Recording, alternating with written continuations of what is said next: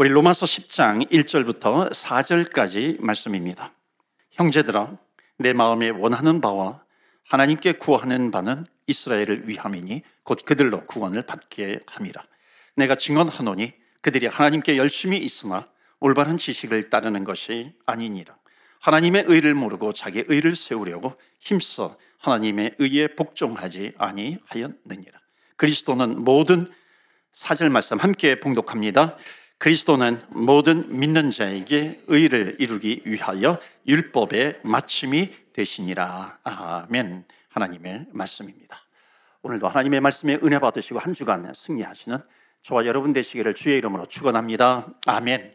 우리가 지금 로마서 말씀을 진행하고 있습니다. 특별히 사순절 기간에 로마서를 보는 것은 얼마나 축복인지 모릅니다. 이렇게 또 로마서 말씀은요, 어찌 보면 신앙의 베이직이 있어요. 그리고 기독교의 역사 가운데 이 로마서를 통해서 은혜 받은 사람이 참 많습니다. 회심한 사람이 있어요. 대표적으로 어거스틴이 이 로마서 말씀을 통해서 은혜를 받아요. 마틴 루터 종교개혁자, 로마서 말씀을 통해서 종교개혁의 불을 당기게 됩니다. 감리교 창시자 존 웨슬리 역시 로마서와 관계된 말씀을 통해서 은혜를 받고 회심을 하게 되는 것입니다. 그러니까 로마서 말씀이 얼마나 귀한가. 우리가 지금 10장 말씀을 오늘 서론적으로 읽었는데, 로마서 1장부터 8장까지는 구원이라고 하는 것은 무엇인가, 복음이라고 하는 것은 무엇인가, 믿음이라고 하는 것은 무엇인가, 구원의 능력은, 복음의 능력은 무엇인가 하는 것을 설명을 합니다. 마지막 결론적으로 로마서 8장에 그리스도의 사랑에서 우리 구원받은 하나님의 백성들을 그리스도의 사랑에서 끊을 것은 이 세상에 아무것도 없다, 그렇게 고백을 하면서 이 8장을 마치게 됩니다. 이제 9장에 넘어오면서 9장, 10장, 11장이 마치 한 패키지예요. 그러니까 이것은 바울이 이스라엘과 관계시켜서 설명을 하고 있습니다. 9장은 이스라엘의 과거예요. 유대인의 과거예요. 10장은, 우리가 읽은 10장은 이스라엘의 현재입니다. 과거는 우리 민족 가운데 메시아를 보내주셨는데 정작 우리 민족이 예수님을 받아들이지 않아, 믿지 않아. 10장은 현재, 그렇다고 해가지고 우리 민족에게 구원의 길이 막혔는가? 아니다. 지금도 예수의 이름을 부르는 자는 구원을 받게 될 것이다 라고 하는 그 이스라엘의 현재 10장을 말씀합니다. 11장은 이스라엘의 미래이죠. 이방인과 유대인이 함께 그리스도 안에서 한 형제 자매가 되어서 하나님을 찬양하게 될 것이다 라고 하는 것을 말씀하고 있는 것이 11장입니다. 여러분, 바울이 만약 여기에 있다면요, 바울이 정말 기가 막혀 할 거예요. 왜냐하면 정말 이 한국 민족이, 한국 사람이 지금 예수님을 믿는 겁니다. 우리 민족은 예수님을 모르는데 우리 한국 민족은 예수님을 너무나도 잘 믿고 있는 거죠. 한편으로는 너무나도 기쁜 겁니다. 왜냐하면 바울이 복음을 전했잖아요. 본격적으로 유럽의 복음을 전했잖아요. 근데 자기 민족은 믿지를 않아요. 한편으로는 기쁜 거죠. 그 복음이 계속해서 진행이 되어서 지금 대한민국이라고 하는 나라에서 특별히 이 이민자들이 함께 모여서 예배를 드리고 있네, 복음에 붙들려 있네, 놀랄 거예요. 근데 또 한편으로는 가슴 아프죠. 그렇다면 우리 민족은, 우리 유대인은, 우리 이스라엘 사람은 어떻게 해야 되는가? 그러니까 바울의 가슴에 사무치는 단어가 있습니다. 그것은 뭐냐면 Jesus, 예수예요.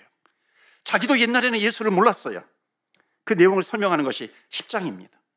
유대인들은, 이방인은요, 여기서 이방인이라고 하는 건 유대인과의 가르는 그 이방인이 되는 겁니다. 이방인은 지금 믿음으로 예수님을 붙들었는데 유대인은 자기의 의로 하나님을 붙들려고 하는 겁니다. 자기의 의라고 하는 거예요.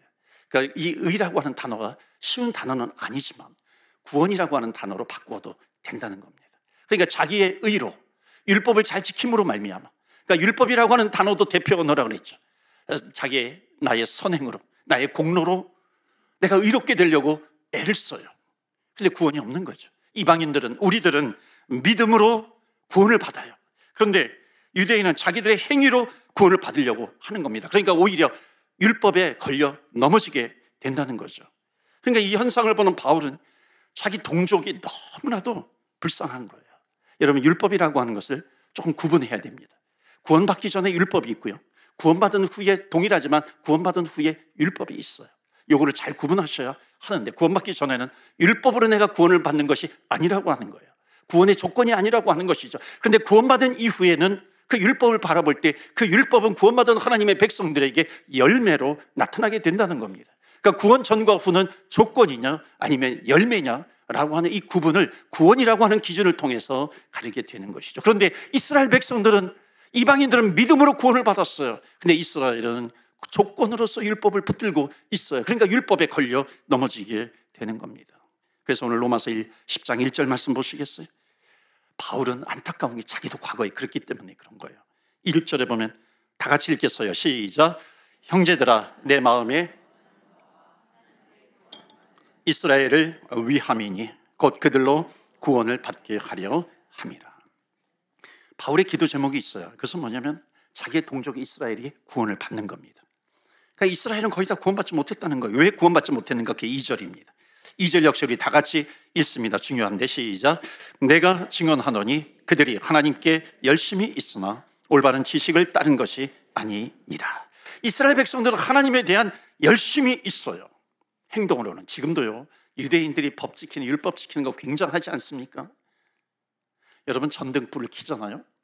전등불을 켜는 이 스위치를 토요일 날은요 자기들이 켜지 않습니다. 일 마치고 왔어요, 외출했다가 왔어요, 근데 불이 켜져 있지 않아요. 그럼 어떻게 하냐면 이웃집 아저씨를 부릅니다. 그래서 이웃집 사람을 불러가지고 스위치 좀 올려줄래? 그럽니다. 아주 무서운 민족이에요. 제가 GC 하스피터를 한번 간 적이 있는데 토요일에 신방을 갔는데 엘리베이터를 타려고 하는데 빨간불이 깜빡합니다. 그 옆에 뭐냐, 사바스 데이. 그러니까 오늘은 사바스, 안식일입니다. 이 말은 뭐냐면요, 유대인은 엘리베이터를 타지 마세요. 이방인만 타세요. 유대인들은 걸어 올라갑니다. 여러분, 이 유대인들이요 정말 무서운 민족이에요. 그런데 열심은 타 민족이 따라가지 못해요. 그런데 이들은 구원받지 못했다는 겁니다. 왜냐하면 올바른 지식, 2절에만 나오는 것처럼 올바른 지식을 따르는 게 아니라는 겁니다. 그러니까 바울은 지금 소원이 뭐냐면 이 이스라엘 사람들이 올바른 지식으로 구원을 받기 원하는데 그렇지 않아요. 여러분, 구원받지 못한 사람들이 올바른 지식이 없을 수 있어요. 리 스트로벨이라고 제가 부활절 때 자주 언급하기도 합니다. 예일대학 법대를 나오고요, 시카고 트리븐지의 법률 담당 기자, 아주 샤프한 사람이에요. 자기 아내가 그리스도인이에요. 그러니까 그리스도인이, 자기 아내가 그리스도인인데 예수의 부활을 믿는 것이 너무나도 한심한 거예요. 어떻게 이런 것을 믿는가? 그래서 이분이 예수의 부활은 허구다라고 하는 것을 증명하기 위해서 특히 유럽 전 세계를 다니면서 2,000권이 넘는 자료들을 조사하게 됩니다. 조사한 이후에 결론은 뭐냐면 예수의 부활은 팩트다, 사실이다. 그래서 이 사람이 책을 씁니다. 예수의 부활은 사실이다, 예수는 역사다. 그러면서 여러 가지를 쓰는데 몇 가지만 말씀을 드리면, 예수님이 십자가에서 부활하셨다 그러는데 그 제자들이 부활하신 예수님 때문에 순교를 해요. 12명, 한두 명도 아니고, 만약에 부활이 허구라고 하면은 한두 명도 아니고 12명이 자기네들이 만들어낸 거짓말에 12명이 열방을 다니면서 순교를 당할 수 있는가? 이거는 거짓이 아니다라고 하는 것을 깨닫게 됩니다. 예수님의 부활을 해요. 그때 첫 증인이 누구냐면 여인들입니다. 왜냐하면 그 당시에는 여인들의 말은 믿지 않았어요. 재판장에서도 그 여인들의 증거는 채택되지 않았어요. 그런데 예수님의 첫 부활의 증인이 여자예요. 그 깨달은 것이 뭐냐면, 아, 부활은 사실이구나라고 하는 것을 깨닫게 됩니다.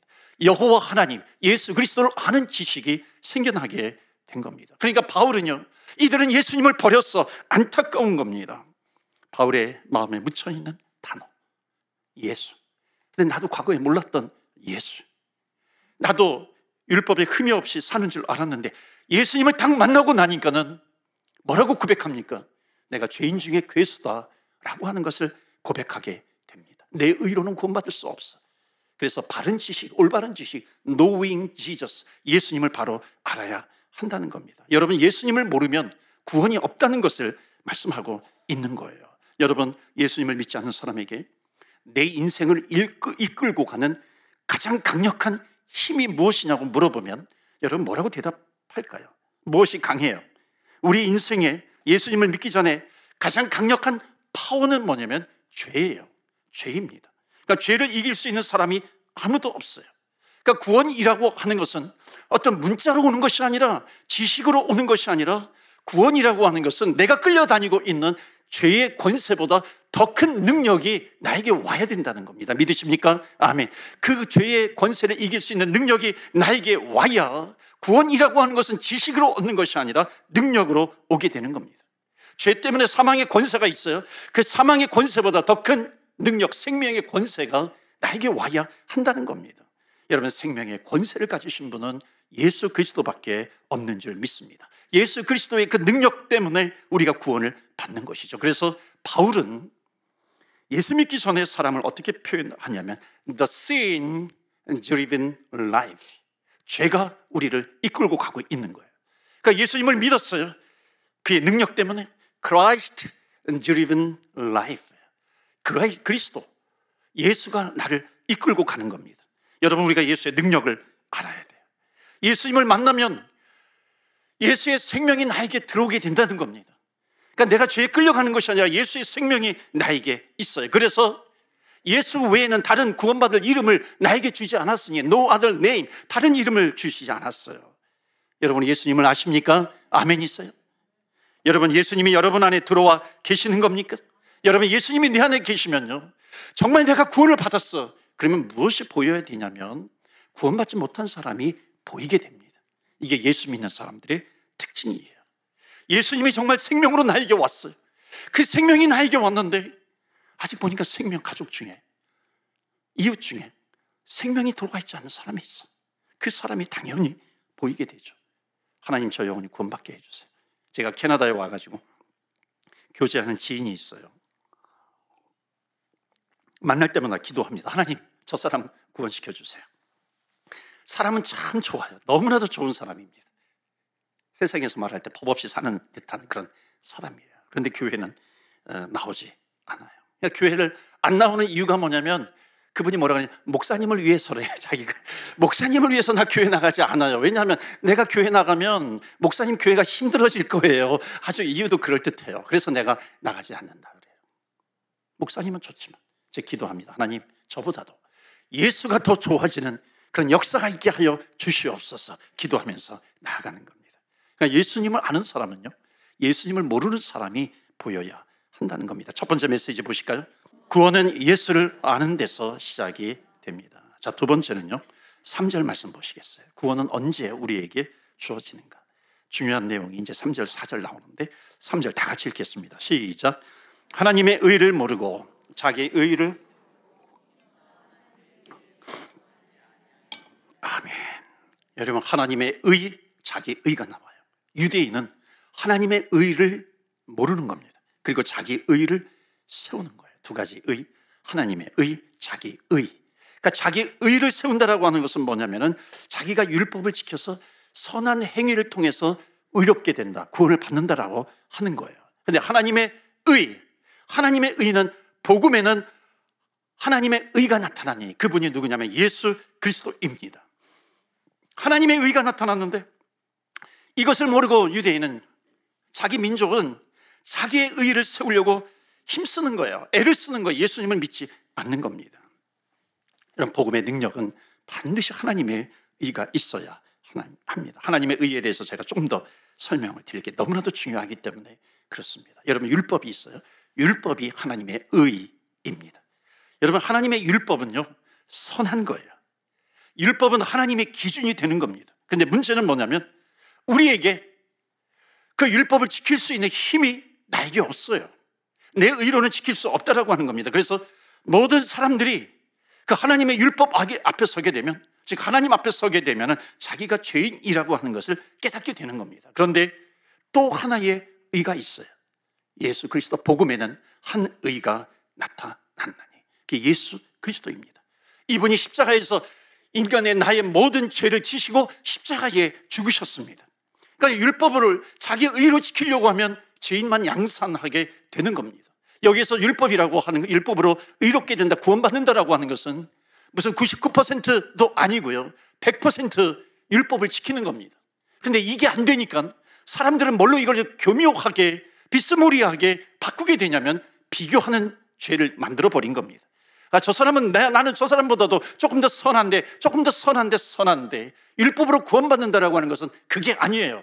율법으로 구원받는 것은 온전히 주의 말씀, 율법, 하나님께서 주시는 그 법을 지킬 수 있어야 한다는 겁니다. 그런데 자기 의로는 지킬 수가 없다라고 하는 거죠. 여러분 한번 생각해 보세요. 마치 건너갈 수 없는 강이 있습니다. 생로랑 강이 있고 동배, 여기는 프레이저 강이 있잖아요. 그 강이 죄의 강이에요. 율법의 강입니다. 그 강을 내 의로는 넘어갈 수가 없는 겁니다. 넘어가려고 애를 써요. 1m 가요. 1m 가서 죽으나? 99m 헤엄쳐서 가서 죽으나? 여러분, 구원받지 못하는 것은 한 가지입니다. 그러니까 구원은 어떻게 오냐면 바로 그 건너갈 수 없는 그 강이 있어요. 그 강에 다리를 세우는 겁니다. 그러니까 구원이라고 하는 것은 뭐냐면 다리를 놓는 사건이에요. 구원은 우리들을 천국과 이어주기 위해서, 그림을 좀 보여주시면 좋겠습니다. 하나님과 이어주기 위해서 율법이 지금 가운데 버티고 있는데 마치 예수님께서 십자가의 다리가 되어서 그 강에 누우신 겁니다. 그 강에 흐르는 죄의 강이 있어요. 인간과 하나님 사이를 갈라놓고 있어요. 근데 구원은 뭐냐면 예수님께서 십자가에 죽으셨는데 그 십자가가 마치 그 죄의 강, 우리의 의로는 건널 수 없는 그 죄의 강을 다리를 놓으신 겁니다. 구원은 뭐냐면은 인간은 그 다리, 예수님의 십자가를 건너가는 거예요. 구원이라고 하는 것은 뭐냐면 예수님을 마치 이렇게 밟고 넘어가게 되는 것, 이것이 구원이라고 하는 겁니다. 여러분 잘 들으시면 좋겠습니다. 여러분, 우리가 예수님을 믿어요.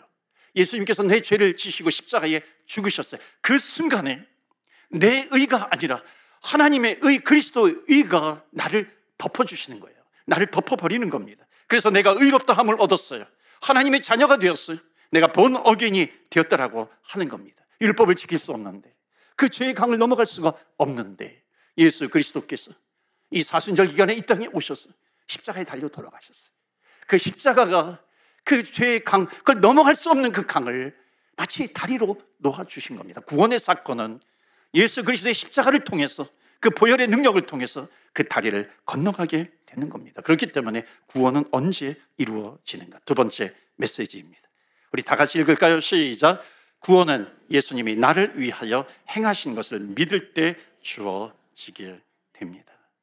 그러니까 바울은 이것을 깨닫고 이것을 전하는 것이 자기의 사명이 된 겁니다. 부활이 소망이라고 하는 것을 깨닫게 됩니다. 그렇다면 마지막으로 바울이 한 가지 더 얘기합니다. 4절이에요.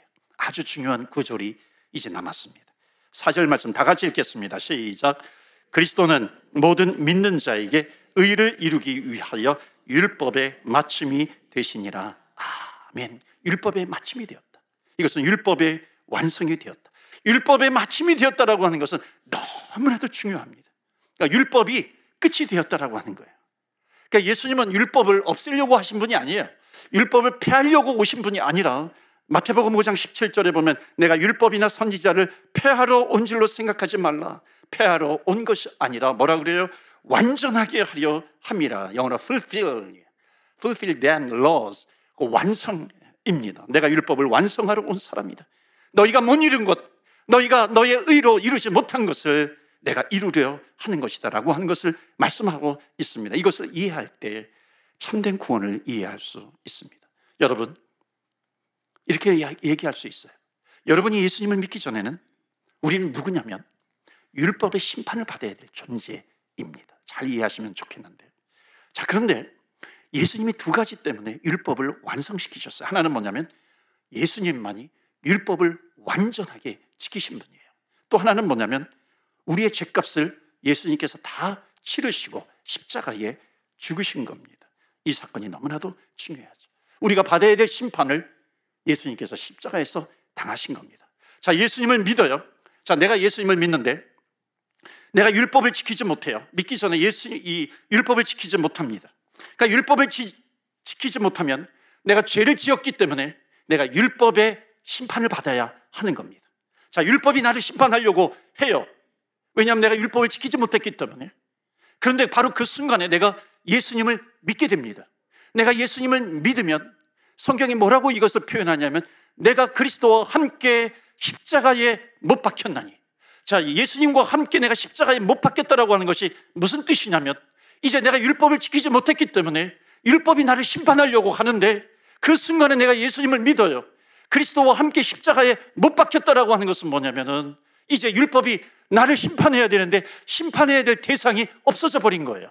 심판해야 될 대상이 죽어버린 겁니다. 누구와 함께? 예수 그리스도와 함께 십자가에 못 박혀 죽게 된 겁니다. 이것이 갈라디아서 2장 20절의 말씀이에요. 율법을 심판해야 되는데 나를 지키지 못했기 때문에 근데 심판해야 될 내가 없어진 겁니다. 그래서 나는 이제 새 생명으로 태어나게 된 거죠. 이것을 뭐라고 했냐면 이전 것은 지나갔으니 보라 새 것이 되었도다. New creation.